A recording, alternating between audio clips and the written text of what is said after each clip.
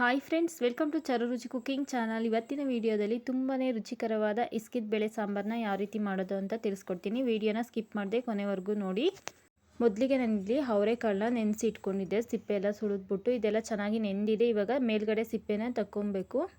ಕಾಳೆಲ್ಲ ಚೆನ್ನಾಗಿ ನೆಂದಿದೆ, ಸಿಪ್ಪೆ ಚೆನ್ನಾಗಿ ಬಿಡುತ್ತೆ. ಈ ರೀತಿ ಇಸ್ಬಿಟ್ಟು ಬೇಳೆನ ಸಪ್ರೇಟ್ ಮಾಡ್ಕೊಳ್ಬೇಕು. ಅವರೆ ಬೇಳೆನ ಈ ರೀತಿ ಸಿಪ್ಪೆ ಎಲ್ಲ ತೆಗೆದು ಸೈಡಲ್ಲಿ ಎತ್ತಿಟ್ಕೊಂಡಿದ್ದೀನಿ, ನೋಡ್ತಾ ಇರ್ಬೋದು. ಕಾಳೆಲ್ಲ ಇಷ್ಟ ಆಗಿದ್ದಾವೆ. ಇದಕ್ಕೆ ನಾನು ಸಾಂಬಾರು ಮಾಡೋದಕ್ಕೆ ಒಂದು ಈರುಳ್ಳಿ ಮತ್ತು ಟೊಮೊಟೊ ಮತ್ತು ಸ್ವಲ್ಪ ಬೆಳ್ಳುಳ್ಳಿ, ಹಾಗೆಯೇ ಕಾಯಿ ತುರಿ ಮತ್ತು ಕೊತ್ತಂಬರಿ ಸೊಪ್ಪನ್ನ ತೊಗೊಂಡಿದ್ದೀನಿ. ಇದಿಷ್ಟನ್ನು ಚಿಕ್ಕದಾಗಿ ಕಟ್ ಮಾಡಿ ಸೈಡಲ್ಲಿ ಎತ್ತಿಟ್ಕೊಳ್ಳಿ. ನೆಕ್ಸ್ಟ್ ಒಂದು ಮಿಕ್ಸಿ ಜಾರ್ ತೊಗೊಳ್ಳಿ.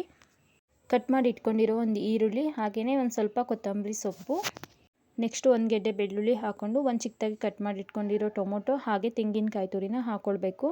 ಇದೆಲ್ಲ ಹಾಕ್ಕೊಂಡಾದಮೇಲೆ 1.5 ಸ್ಪೂನ್ ಆಗೋಷ್ಟು ಅಚ್ಕಾರದ ಪುಡಿನ ಸೇರಿಸ್ಕೊಳ್ಳಿ. ನೆಕ್ಸ್ಟು 1 ಸ್ಪೂನ್ ಆಗೋಷ್ಟು ಧನಿಯಾ ಪುಡಿನ ಹಾಕ್ಕೊಳ್ಬೇಕು. ಇಷ್ಟೇ ಸಿಂಪಲ್ಲು, ತುಂಬ ಈಸಿಯಾಗಿ ಮಾಡ್ಕೊಳ್ಬೋದು ಈ ಸಾಂಬಾರನ್ನ. ಅಷ್ಟೇ ಟೇಸ್ಟ್ ಇರುತ್ತೆ. ಸ್ವಲ್ಪ ನೀರನ್ನ ಸೇರಿಸ್ಕೊಂಡ್ಬಿಟ್ಟು ನುಣ್ಣಗೆ ಗ್ರೈಂಡ್ ಮಾಡ್ಕೊಳ್ಬೇಕು. ಮಸಾಲೆನ ಆದಷ್ಟು ನುಣ್ಣಗೆ ರುಬ್ಕೊಳ್ಳಿ. ಈ ರೀತಿ ನುಣ್ಣಗೆ ರುಬ್ಬಿ ಸೈಡಲ್ಲಿ ಎತ್ತಿಟ್ಕೊಳ್ಳಿ. ನೆಕ್ಸ್ಟ್ ಒಂದು ಕಡಾಯಿ ತೊಗೊಳ್ಳಿ. ಕಡಾಯಿ ಬಿಸಿ ಆದಮೇಲೆ ಒಂದು 5 ರಿಂದ 6 ಟೇಬಲ್ ಸ್ಪೂನ್ ಆಗೋಷ್ಟು ಆಯಿಲ್ನ ಸೇರಿಸ್ಕೊಳ್ಳಿ. ಆಯಿಲ್ ಎಲ್ಲ ಚೆನ್ನಾಗಿ ಬಿಸಿ ಆದಮೇಲೆ, ಆಯಿಲ್ ಬಿಸಿ ಆಗಿದೆ. ಇವಾಗ ಒಗ್ಗರಣೆಗೆ ಸಾಸಿವೆನ ಸೇರಿಸ್ಕೊಂಡು ಕಟ್ ಮಾಡಿ ಇಟ್ಕೊಂಡಿರೋ ಒಂದು ಈರುಳ್ಳಿನ ಸೇರಿಸ್ಕೊಂಡು ಚೆನ್ನಾಗಿ ಫ್ರೈ ಮಾಡ್ಕೊಳ್ಬೇಕು. ಹಾಗೆ ಸ್ವಲ್ಪ ಕರ್ಬೇವಿನ ಸೊಪ್ಪಿದ್ರೆ ಹಾಕ್ಕೊಳ್ಳಿ, ಒಗ್ಗರಣೆಗೆ ತುಂಬ ಚೆನ್ನಾಗಿರುತ್ತೆ. ನೆಕ್ಸ್ಟ್ ಇದೆಲ್ಲ ಈರುಳ್ಳಿ ಎಲ್ಲ ಚೆನ್ನಾಗಿ ಫ್ರೈ ಆದಮೇಲೆ ಕರ್ಬೇವಿನ ಸೊಪ್ಪು ಹಾಕ್ಕೊಂಡು ಹಾಗೆ ಒಂದು ಟೊಮೊಟೊನ ಸೇರಿಸ್ಕೊಂಡು ಚೆನ್ನಾಗಿ ಫ್ರೈ ಮಾಡ್ಕೊಳ್ಳಿ. ಇದೆಲ್ಲ ಚೆನ್ನಾಗಿ ಫ್ರೈ ಆದಮೇಲೆ ಇಸ್ಕಿದ ಅವರೆ ಬೇಳೆನ ಹಾಕ್ಕೊಳ್ಬೇಕು. ನಾನಿಲ್ಲಿ ಒಂದು ಮೀಡಿಯಮ್ ಸೈಜ್ ಆಗೋಷ್ಟು ಆಲೂಗಡ್ಡೆನ ಕಟ್ ಮಾಡಿಬಿಟ್ಟು ಹಾಕ್ಕೊಂಡಿದ್ದೀನಿ. ನಿಮಗೆ ಆಲೂಗಡ್ಡೆ ಇಷ್ಟ ಇಲ್ಲ ಅಂದರೆ ಸ್ಕಿಪ್ ಮಾಡ್ಕೊಬೋದು. ಆಲೂಗಡ್ಡೆ ಹಾಕೋದೇನು ಬೇಡ, ಬರೀ ಕಾಳಲ್ಲೇ ಮಾಡ್ಕೊಳ್ಬೋದು. ತುಂಬಾ ಚೆನ್ನಾಗಿರುತ್ತೆ.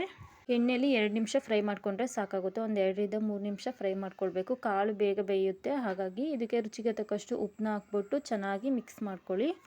ಈ ರೀತಿ ಸಾಂಬಾರು ಮಾಡಿಕೊಂಡ್ರೆ ಮುದ್ದೆ, ದೋಸೆ, ಚಪಾತಿ ಎಲ್ಲದಕ್ಕೂ ಚೆನ್ನಾಗಿರುತ್ತೆ, ತುಂಬ ಟೇಸ್ಟ್ ಕೊಡುತ್ತೆ. ನೆಕ್ಸ್ಟ್ ಇದೆಲ್ಲ ಚೆನ್ನಾಗಿ ಫ್ರೈ ಆಗಿದೆ. ಇದಕ್ಕೆ ರುಬ್ಬಿರೋ ಮಸಾಲೆನ ಸೇರಿಸ್ಕೊಳ್ಬೇಕು. ಚೆನ್ನಾಗಿ ಒಂದು 3 ನಿಮಿಷ ಫ್ರೈ ಮಾಡಿದ್ರೆ ಸಾಕಾಗುತ್ತೆ. ಕಾಳು ಸಿಪ್ಪೆ ಎಲ್ಲ ತೆಗೆದಿರ್ತೀವಲ್ಲ, ಚೆನ್ನಾಗಿ ಬೇಗ ಬೇಯುತ್ತೆ. ನೆಕ್ಸ್ಟ್ ಇವಾಗ ರುಬ್ಬಿರೋ ಮಸಾಲೆ ಎಲ್ಲ ಸೇರಿಸ್ಕೊಂಡ್ಬಿಟ್ಟು ಚೆನ್ನಾಗೆಲ್ಲ ಮಿಕ್ಸ್ ಮಾಡ್ಕೊಂಡಾದಮೇಲೆ ನೀರು ನೋಡ್ಕೊಂಡು ಹಾಕ್ಕೊಳ್ಳಿ. ನಿಮಗೆ ಯಾವ ರೀತಿ ಗಟ್ಟಿ ಬೇಕು ಅಂದರೆ ಸ್ವಲ್ಪ ನೀರು ಕಡಿಮೆ ಹಾಕಿ, ತೆಳ್ಳಗಿರಬೇಕು ಅಂದರೆ ಸ್ವಲ್ಪ ನೀರು ಜಾಸ್ತಿ ಹಾಕ್ಕೊಂಡು ನೋಡಿಕೊಂಡು ನೀರು ಹಾಕ್ಕೊಳ್ಳಿ. ನಾನಿಲ್ಲಿ ದೋಸೆಗೆ ತಿಂತಾ ಇರೋದ್ರಿಂದ ಸ್ವಲ್ಪ ಚೆನ್ನಾಗಿ ಗಟ್ಟಿಗೆ ಇರೋ ಥರ ಮಾಡ್ಕೊಳ್ತಾ ಇದ್ದೀನಿ. ಜಾಸ್ತಿ ನೀರೇನು ಹಾಕೋಕ್ಕೋಗಿಲ್ಲ, ಅದೆಲ್ಲ ಚೆನ್ನಾಗಿ ಬೇಯಬೇಕಲ್ವ. ಲಾಸ್ಟಲ್ಲಿ ಇದಕ್ಕೆ ಒಂದು ಸ್ವಲ್ಪ ಕೊತ್ತಂಬರಿ ಸೊಪ್ಪಿದ್ರೆ ಹಾಕ್ಕೊಳ್ಳಿ. ಕೊತ್ತಂಬರಿ ಸೊಪ್ಪೆಲ್ಲ ಹಾಕ್ಕೊಂಡಾದ್ಮೇಲೆ ಚೆನ್ನಾಗಿ ಕುದಿ ಬರಿಸ್ಕೊಳ್ಬೇಕು. ಕಾಳೆಲ್ಲ ಒಂದು 15 ರಿಂದ 10 ನಿಮಿಷ ಇಲ್ಲ 15 ನಿಮಿಷ ಬೇಯಿಸ್ಕೊಂಡ್ರೆ ಸಾಕು, ಬೇಗ ಬೆಂದೋಗುತ್ತೆ ಕಾಳು.